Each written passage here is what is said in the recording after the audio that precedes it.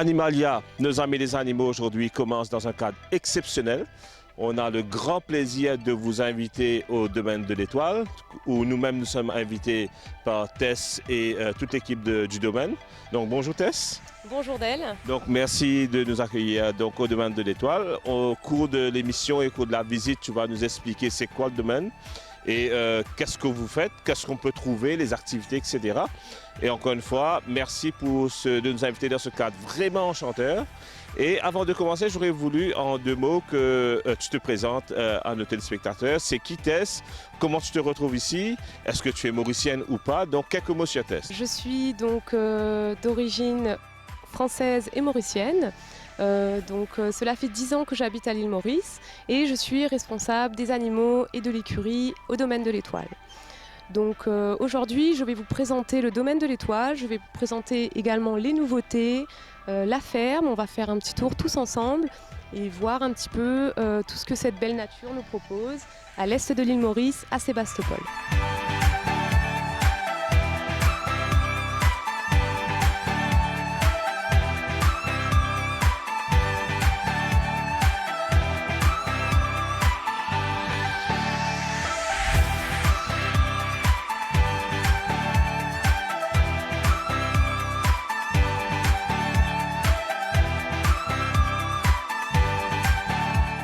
Avant qu'on va commencer, il y a quelqu'un ou quelqu'une qui va nous accompagner tout le long de l'émission. Présente-nous. Alors, je vous présente donc ma petite chèvre qui s'appelle Biquette. Donc Biquette est une petite chèvre de 2 ans. Elle est avec nous donc, depuis le début. Nous l'avons récupérée dans une petite ferme. Et aujourd'hui, Biquette est l'équivalent d'un chien pour nous. En fait, elle est aussi domestique qu'un chien ou un chat. Donc elle nous accompagne un petit peu partout, elle est avec les enfants, elle se promène un petit peu partout dans le domaine de l'Étoile. Elle fait partie intégralement du cadre, du paysage du domaine de l'Étoile. Donc c'est un amour et si vous voulez, Biquette, elle est pleine, donc elle attend un petit bébé. Et a priori, elle va accoucher, je pense, dans environ une dizaine de jours encore. Donc comme vous voyez, elle est très docile, elle est très gentille. On peut la manipuler, on peut l'attraper. Franchement, elle est inoffensive. Elle demande beaucoup de soins? Les chèvres, pas vraiment, mais par contre, étant donné qu'elle est pleine, donc elle attend un bébé, il faut la séparer du troupeau. Donc on la sépare surtout des boucs, parce que si jamais on a la chèvre qui va mettre bas, à ce moment-là, les boucs peuvent être agressifs et ça peut très mal se passer, surtout pour le futur bébé. Donc nous prenons énormément de précautions. En passant, on a Nenen la mode qui est développée dans d'autres pays. Toi qui as beaucoup vécu en France, tu vas me confirmer ça, que les gens ont tendance à prendre des animaux un peu insolites ou qu'on n'avait pas l'habitude d'avoir comme animaux de compagnie. Avant, c'était surtout les chiens et les chats, et puis on a eu les iguanes, les serpents. Pourquoi pas une chèvre maintenant? Donc si les gens qui veulent éventuellement adopter une chèvre comme animal de compagnie, c'est tout à fait possible. Bien sûr. Et au contraire, à titre personnel, je pousse les Mauriciens à s'entourer d'animaux dans la simple circonstance que je prends par rapport à mes parents. J'ai toujours été entourée d'animaux, des animaux assez spéciaux. Et si vous voulez, je n'ai pas eu le temps avoir, je ne dis pas de mauvaise fréquentation, mais toute mon énergie et tout mon temps était concentré sur les animaux. Donc c'est très bien pour le développement d'un enfant, ça apporte énormément de valeurs, de bonnes choses, et ça vous apprend aussi au niveau des responsabilités, du respect. Donc à considérer ça énormément, c'est adopter sain et naturel, et surtout il n'y a pas de façade, il y a une autre communication, donc ce sera plutôt le body language, mais du coup les enfants grandissent très très bien et c'est franchement très agréable d'avoir des animaux à la maison.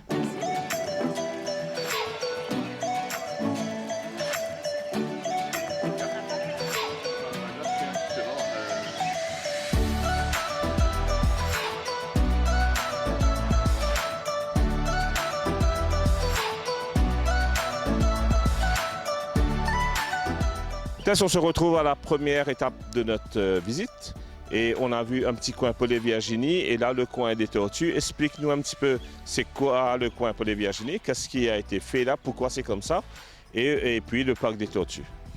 Alors, par rapport en fait à Polé-Virginie, il faut savoir que la série télévision Polé-Virginie a été enregistrée, tournée au domaine de l'Étoile. Donc tout ce qui est série Polé-Virginie. Et après, par rapport à ça, nous avons voulu faire un petit clin d'œil justement à ce programme et mettre un petit peu plus d'explications sur l'histoire de Polé-Virginie. Donc il y a des petits panneaux un petit peu partout qui sont en anglais, français et chinois. Donc que ce soit pour les locaux ou pour les touristes, c'est très important à savoir, si tu veux, sur l'histoire et un peu comment ça s'est déroulé. Par rapport aux tortues, donc nous avons un grand parc de tortues en roche, avec également une petite fontaine au milieu. Nous avons au total 8 tortues, donc des aldabras et des radiata. Donc les aldabras, ce sont des tortues qui viennent du Seychelles, et les radiata viennent de Madagascar.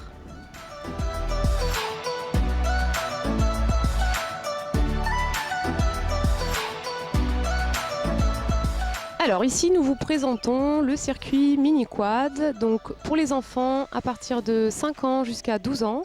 Un petit circuit donc très sympa où nous avons 5 machines et vous pouvez profiter pleinement du parcours qui est en terre, donc ça aussi c'est très pratique.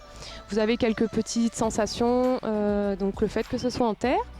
Et tout autour, vous allez voir donc le jardin endémique, les petites infrastructures avec également le côté jet ski électrique. Donc nous avons également un petit bassin. Nous avons aussi les cartes à pédales, les voitures électriques, les motos électriques et un parcours accrobranche avec incluant une petite tyrolienne pour les plus aventurieux. Donc après le village des enfants qui nous fait visiter, là, nous TSP prépare une petite affaire pour nous. Nous prépare une petite affaire bien sympa pour nous qui pourra l'expliquer nous. Et je trouvé que Tess se débrouille tellement bien que je ne peux presque pas causer dans l'émission. Donc c'est lui-même qui peut expliquer nous tout. Donc Tess, qu'est-ce que tu nous as préparé comme ça?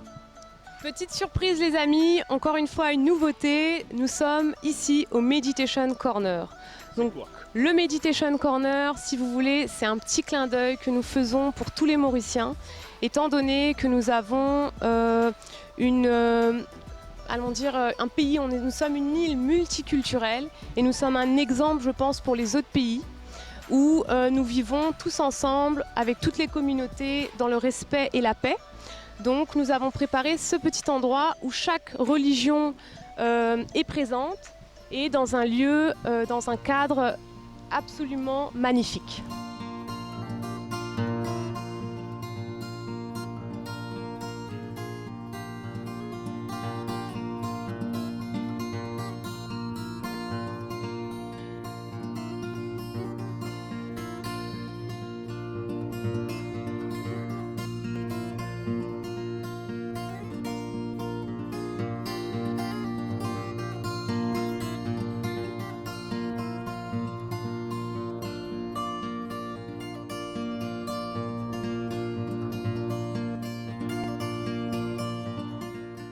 Je vous présente mes deux petits amours, donc c'est Timon et Pumba. Ce sont les adorables petits sangliers du domaine de l'Étoile. Donc nous les avons depuis pratiquement un mois. Donc Timon est le petit sanglier de gauche, donc lui c'est le mâle. Et Pumba c'est la petite femelle que vous voyez à droite. Donc si vous voulez, ce sont des animaux, comme je vous dis, qui sont très sauvages, mais avec le temps, de la patience et surtout beaucoup d'amour, nous arrivons à voir des animaux qui sont très proches de l'homme et qui vont justement jouer avec nous, nous faire des petits câlins, des petits bisous, donc c'est assez exceptionnel, assez extraordinaire. De ce côté-ci, nous avons le parc où il y a 3 espèces d'animaux. Donc comme vous voyez, nous avons des lapins.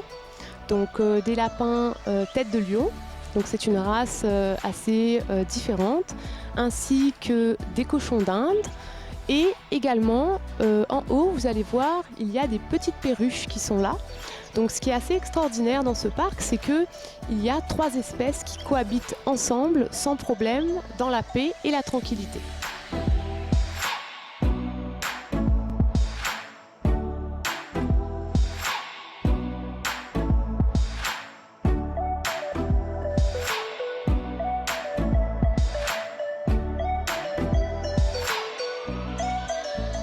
nous pouvons continuer nos visites. Là, nous parlerons dans la basse-cour donc, du domaine de l'Étoile et Tess avec notre charmante hôtesse qui présente nous donc chaque étape de la visite pour aller expliquer nous un peu sur les oiseaux qu'on a donc dans la basse-cour et aussi donc les autres particularités aussi. On y va.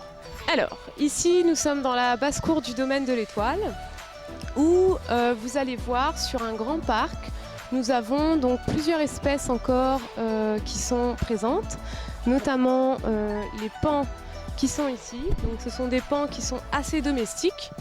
Donc, comme vous pouvez voir, ils viennent proches des humains. Donc, étant donné que les animateurs et les personnes qui viennent nourrir les animaux sont là tous les jours, 3 fois par jour à nourrir les animaux. Donc, de ce fait, vous avez des paons qui sont très familières et qui viennent près de nous. Donc, elles sont très très curieuses. La spécificité de ces 2 paons, donc vous avez les plus beaux que vous voyez là, qui sont très bleus. Donc ça, ce sont les mâles. Donc les mâles sont plus beaux, allons dire, que les femelles que vous avez à votre droite. Et c'est aussi pour faire la cour aux femelles. Donc vous avez de temps en temps les paons qui vont ouvrir la queue. Et c'est exceptionnel et magnifique. Donc ça, c'est pour charmer les femelles. Alors de l'autre côté, les amis, vous avez donc des petites pintades, des canards, les petites poules de race, donc ce sont des petites poules silky. Donc ce qu'on appelle silky, en fait, ce sont des poules de soie. Et donc tous les animaux vivent ensemble, en harmonie, dans la paix, sans aucun problème.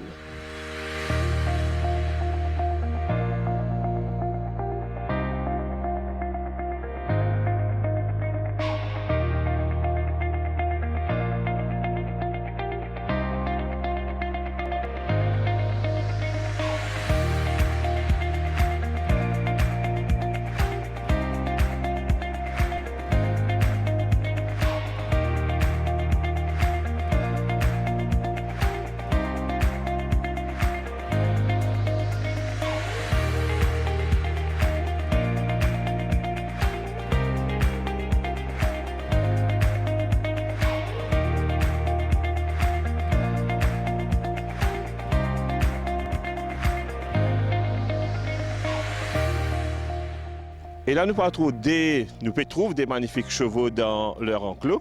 Il n'y a rien de plus beau que des chevaux libres. Donc, en train de gambader, etc. Pour moi, c'est vraiment une picture extraordinaire. Donc, ne pas les voir dans des box, mais en liberté, en pleine nature. Et là, apparemment, ce sont des chevaux célèbres qui ont participé et gagné des courses. Donc, Tess, pour aller expliquer nous qui ça de chevaux-là été, quand ils sont sortis, leur nom et s'ils ont effectivement gagné des courses ou pas. Merci beaucoup Del. Donc voici devant vous 2 extraordinaires chevaux. Donc à ma gauche, vous avez donc Tornadomen. Allons un petit coup dans le parc. Donc le plus foncé, c'est Tornadomen. Donc c'est un cheval qu'on a récupéré du club hippique de Maurice avec un propriétaire. Et donc le marron qui est un petit peu plus clair. Donc on appelle cette robe alezan et baie. Donc le petit alezan que vous voyez ici, c'est Alabalou. Donc Alabalou est un cheval ancien, donc un cheval de course, qui est maintenant retraité. Donc il ne faut vraiment pas avoir peur avec les chevaux, d'accord ? Il faut vraiment qu'ils sentent qu'ils sont en sécurité, ils sont contents, ils ne vont pas vous faire du mal. Ils peuvent peut-être courir, ils peuvent peut-être jouer ensemble, mais il faut à aucun moment avoir peur d'eux. Parce que les animaux, c'est ça, c'est si vous avez peur d'eux, si vous avez peur, ils sentent la peur et là ils sont stressés et c'est à ce moment-là où vous pouvez vous blesser. Donc toujours avec les chevaux surtout, c'est dans la tranquillité, dans la douceur, dans la gentillesse et je ne vais pas aller faire des grands mouvements, je ne vais pas crier ni courir derrière eux. Donc toujours prendre beaucoup de précautions.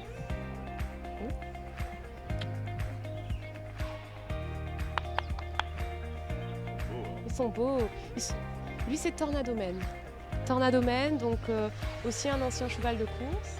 Donc lui, au niveau de son caractère, par exemple, pour vous dire entre ces deux-là, Tornado va être un petit peu plus, allons dire, vif, va être un petit peu plus joueur, il est beaucoup plus curieux, alors qu'à la Balou, juste à côté, qui est sorti il y a 1 mois des courses, donc lui, ce cheval est beaucoup plus calme et beaucoup plus posé.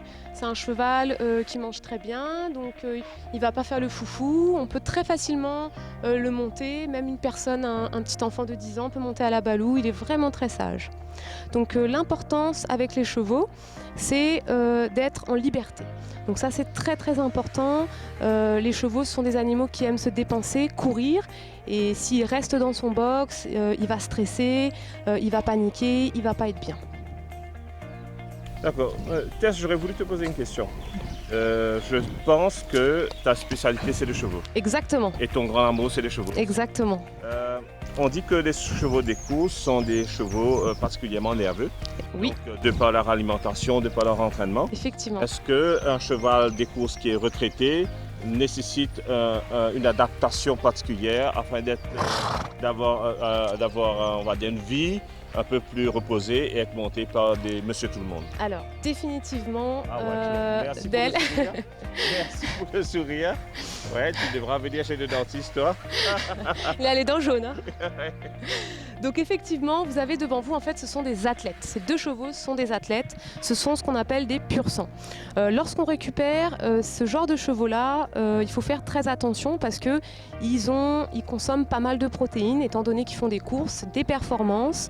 Donc ce sont des chevaux à ne pas laisser dans les mains de tout le monde. Donc il faut faire énormément de précautions.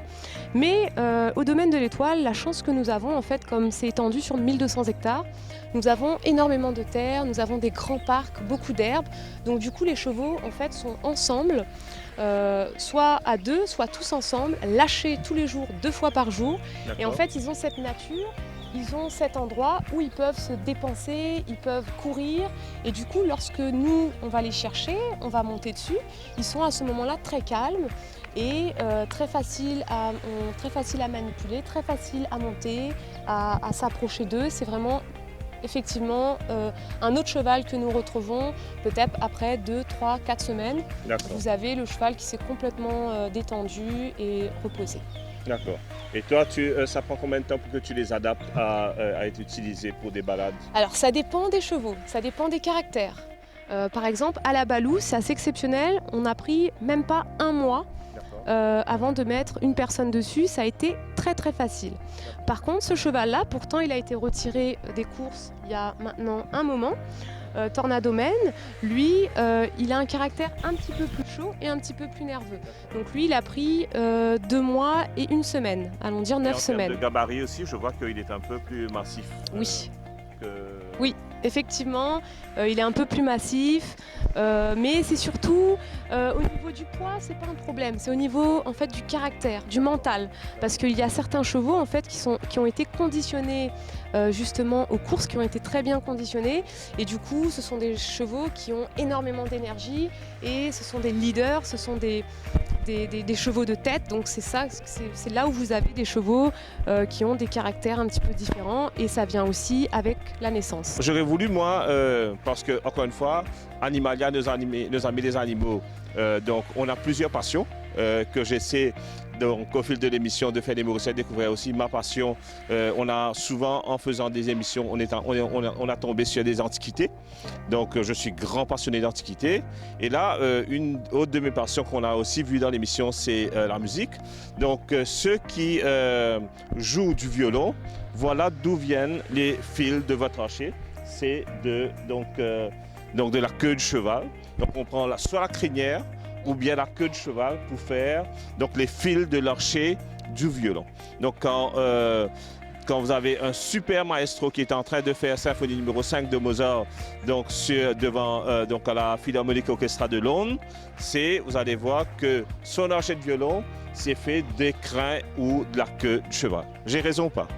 Tout à fait raison, et je confirme car si vous voulez, mon père et mon grand-père étaient dans l'Orchestre national de France, donc Radio France Internationale, et ils ont fait ça pendant toute leur vie. Ils étaient sur la contrebasse, donc effectivement, je vous confirme que c'est bien le cas.